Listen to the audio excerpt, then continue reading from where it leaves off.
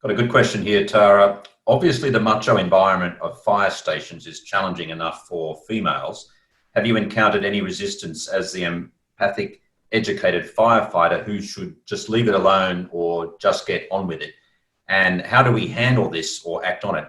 I think it must be from a fellow fiery. You know, I think things are changing, and I've certainly, I've been in the job for 15 years now. And, you know, it was very much the old school thing. You know, I certainly had the, you know, if you can't stand the heat, get out of the kitchen, you know, and take, you know, toughen up, take a pill of concrete, can of concrete, and toughen up stuff. So I think it's changing slowly, but I do think, you know, we all have our part to play in that, in those conversations. And to be honest, I've been incredibly surprised throughout my years of how many firefighters actually, when you speak to them honestly and openly, they want to talk, and they don't have that, and the walls come down. So I think a lot of it is about creating that healthy conversation and breaking down some of that self-stigma, because, you know, that what we found from some of the research that's come out is, you know, firefighters will say things like, oh, well, I should be able to cope with this on my own.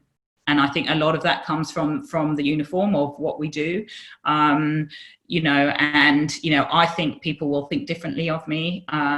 So it's coming down of those perceptions of ourselves. And I think we can all help to break those down and go, you know, do I have those views about myself that it's okay or not okay to ask for help? So I think some of it certainly comes from us, but definitely that conversation that we create. And I've had some incredible conversations sitting on the back of the truck or sitting in the mess room at work, and things that I would never have thought I would have, with a bunch of fireys talking about real things like suicide, like mental illness, and those conversations, they change things.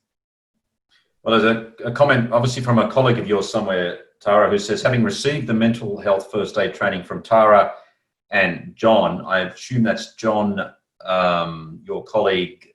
McGarvey, yes. John McGarvey, yes. Yes. Having received the training from Tara and John, I can personally attest to how valuable it is in equipping yourself to handle the uncomfortable situations effectively. If you get the opportunity, seize it. That's a very nice comment. Tara, I think to just wrap up this wonderful conversation with you, I'm going to get you just to read a passage from the postscript of your memoir, if you could, please.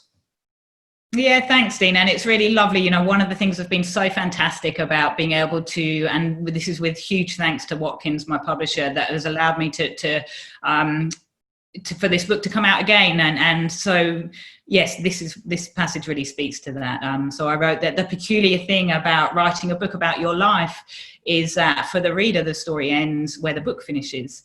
But for me, the writer, my life continues to evolve. And what I hadn't realized when I wrote the book initially was how much the process itself would really transform my life and allow me to be the person that I wanted to be. And I'm certainly able to hold those wounds from my brother's death and my mother's death and my father's illness so much more gently now. And I no longer want to rid myself of them, and I use them to guide me.